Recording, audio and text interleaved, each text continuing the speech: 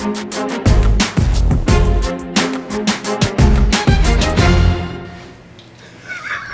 of the things that's been of great concern to, I think, the population at large when it comes to addiction, definitely the media and definitely in the progressive end, how we think about the world of addiction and the people going through the suffering involved with addiction, is the stigma that comes along with the word addict or alcoholic. And so there are a lot of campaigns I see online like End the Stigma, and people talking about their sobriety and talking about what they've been through. And generally, I mean, I don't know if I would say I'm a fan of that, but I definitely, like people to kind of do what they feel is right, and whatever makes you, feel good about yourself. But I think that there is a misunderstanding of where the stigma from addiction comes from. And what I would say is that the stigma from addiction does not come from the word addict. The stigma comes from when your brother steals your car battery out of your car because he has an addiction problem and it pisses you off. And so the reason why there's a stigma around addiction is because the behaviors that come along, not all the time, for all eternity, but a lot of the behaviors that come along with a lot of people that have addictions are horrid. You can't trust people. They steal from you. They lie from you. You're trying to have an authentic relationship. They're incapable of having an authentic.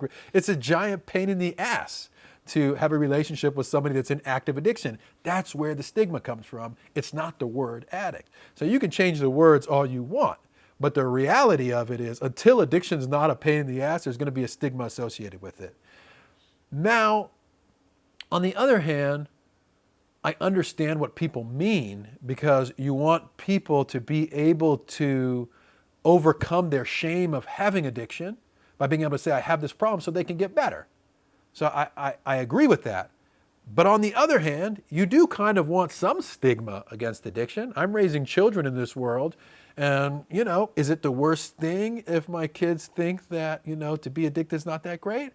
No, I want them to think that because it's not that great. And so I think we have a lot of confusion about, what we mean when we talk about stigma and even exactly what our goals are when we say bring down the stigma.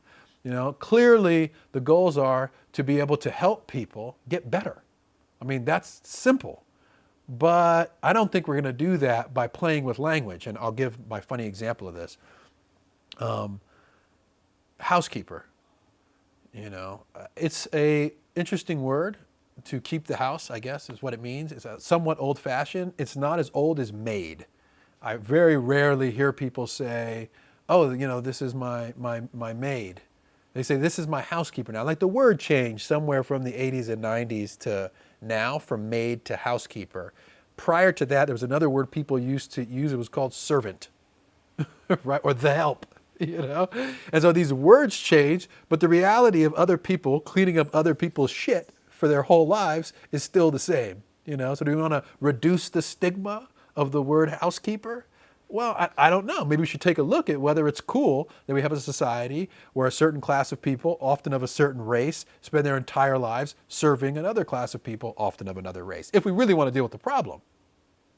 So I feel the same way about addiction. Addiction is a human phenomenon. People have been addicts and alcoholics for as long as people have been. So yeah, we want to acknowledge this is a normal human part of life. We also want to acknowledge when it becomes a destructive addiction, it's not a good thing.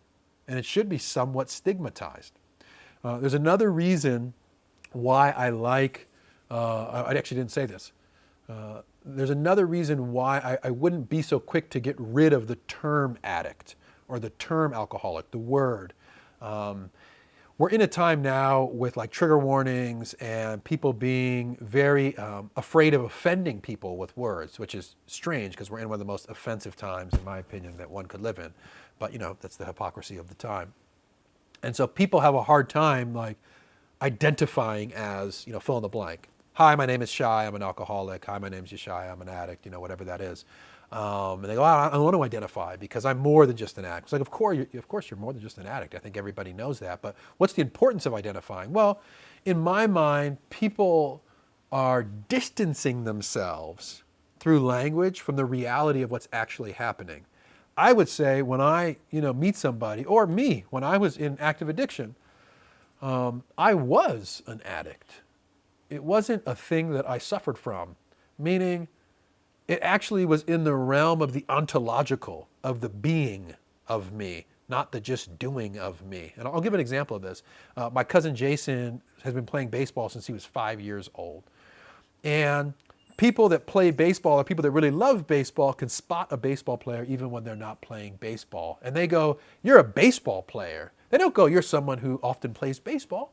No, you're actually a baseball player. And actually the way you walk, the way you talk, the way you wear your hat, in the being sense of it, is like a baseball player. And I would say if you've ever met somebody who's a really bad junkie, it's invaded more than just their activity.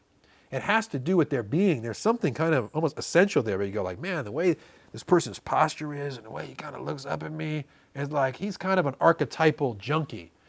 And I'm not saying that's great, and I realize that's probably somewhat offensive to go, no, actually you are a junkie.